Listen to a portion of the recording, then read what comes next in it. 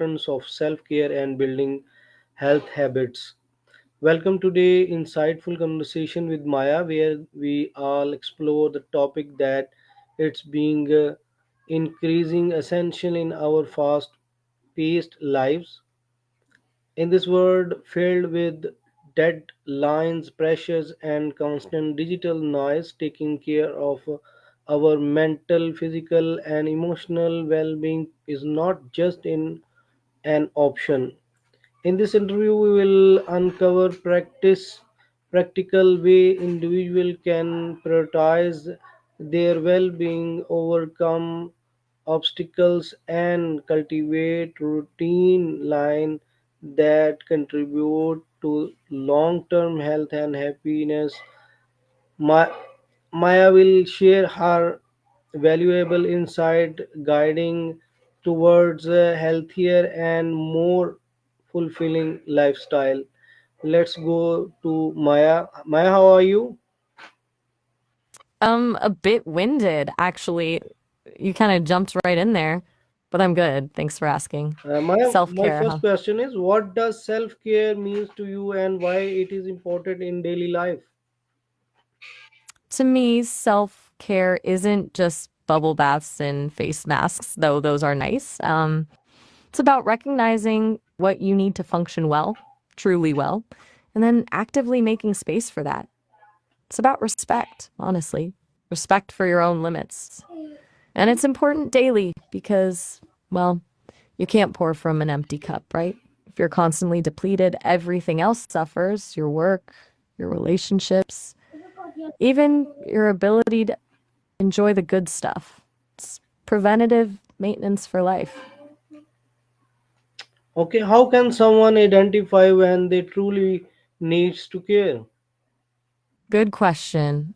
It's easy to ignore those little signals until they become screaming alarms. For some, it's physical, headaches, fatigue, changes in sleep or appetite. Others might notice more emotional stuff, irritability, feeling overwhelmed, a general sense of unease.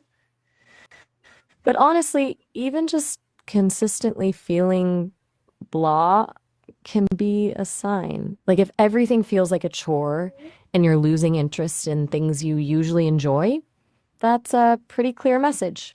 It's about tuning into your body and your emotions and recognizing when something feels off, even if you can't pinpoint exactly what it is. Does that resonate? Okay, Maya, what are some Hmm. common misconception people have about self-care? Oh, plenty. I think the biggest one is that it's selfish. People feel guilty taking time for themselves, like they should always be doing something productive. Another one is thinking it has to be elaborate or expensive. Like a spa day is great if you can swing it, but self care can be as simple as reading a book for 20 minutes or taking a walk. And then there's the idea that it's a one time fix. It's not a reward for being burnt out, it's a consistent practice that prevents burnout in the first place. People often see it as a luxury instead of a necessity, which is a shame, honestly. What do you think about that? Do you find yourself falling into any of those traps? Maya, if you have any example about this, please share with me. Sure. Um, I hear a lot of stories, a friend of a friend was a lawyer, always working late, skipping lunch, canceling plans. They felt like they were being a dedicated employee, but they ended up completely exhausted and burnt out. They thought taking a day off to rest was irresponsible. It wasn't until they hit a wall that they realized they needed to prioritize their well being and that taking care of themselves actually made them a better lawyer in the long run.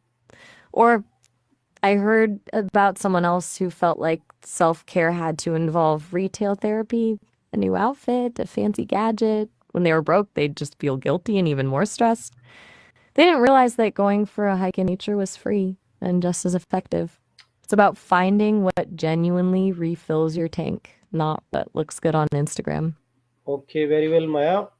Why do you think many people struggle to maintain healthy habit consistently? Mm. That's a good one. I think a big part of it is unrealistic expectations. People try to overhaul their whole life overnight and then get discouraged when they can't maintain it. It's like starting a marathon without any training. Another factor is a lack of self-compassion. We beat ourselves up when we slip up instead of just acknowledging it and moving on. And honestly, life just gets in the way. Unexpected things happen, priorities shift, and it's easy to let healthy habits fall by the wayside. It's not a lack of willpower, it's just being human. It's the whole perfect is the enemy of good thing. Does that ring true for you? Okay. How does self care contribute to better mental health? It's huge. Honestly, it's foundational. When you consistently prioritize your well being, you're building resilience. You're better equipped to handle stress, regulate your emotions, and bounce back from setbacks. Self care isn't about avoiding difficult feelings, it's about creating a safe space to process them. Also, boosts self esteem.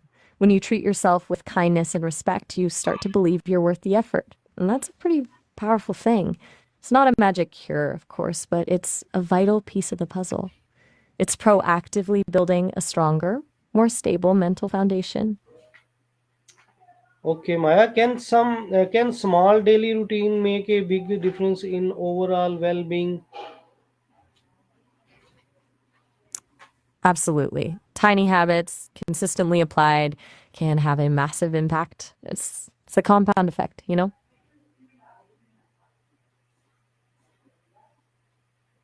Yeah.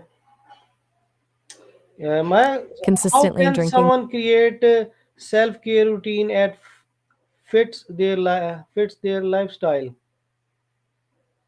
That's the key, isn't it? It has to be realistic and sustainable. Start small. Don't try to overhaul everything at once. Think about what genuinely brings you joy or relief, not what you think you should do. Schedule it in, like any other important appointment. Even 15 minutes a day can make a difference. And, importantly, be flexible. Life happens. If you miss a day, don't beat yourself up about it. Just pick it up again tomorrow. It's about building a routine that works for you, not forcing yourself into a mold. It's about fitting self care around your life, not trying to cram your life around self care. What does your typical day look like? Maybe we can brainstorm some things that might fit in easily. Okay, Maya, what are some sign of burnout and how can self-care prevent it? Burnout is sneaky, it creeps up on you. Some of the early signs are chronic fatigue, not just being tired, but feeling completely drained, even after rest. Increased cynicism or detachment, losing interest in things you used to care about, feeling ineffective or like you're not accomplishing anything. Irritability, difficulty concentrating, changes in sleep or appetite. It can manifest in a lot of different ways. Self care prevents burnout by addressing the root causes, chronic stress, and a lack of replenishment. By regularly taking time to recharge physically, emotionally, mentally, you're building resilience and preventing yourself from hitting that breaking point. It's like regularly top energy reserves before they get completely depleted. Consistent self care acts as a buffer, helping you manage stress more effectively and maintain a sense of balance. Does that make sense? Okay, Maya, how can self-care improve productivity and focus? It seems counterintuitive, right? Taking time away from work to actually improve work. But it's true. When you're burnt out or stressed, your cognitive function suffers. You have trouble concentrating, making decisions, and solving problems. Self care replenishes those mental resources. When you're well rested, nourished, and emotionally regulated, your brain functions more efficiently. You're more focused, creative, and productive. It's like sharpening a saw. Taking the time to maintain it makes it more effective in the long run. It's not about working harder, it's about working smarter. It's prioritizing quality over quantity. Okay, thank you, Maya. So, Thank you very much. Your conversation is so impressive, and your answer is so good, and I really appreciate you. Thank you very much, and Allah Hafiz. oh, all right. I'm glad I could help. Interview. Haha. You're right to call me out. I got a little carried away there.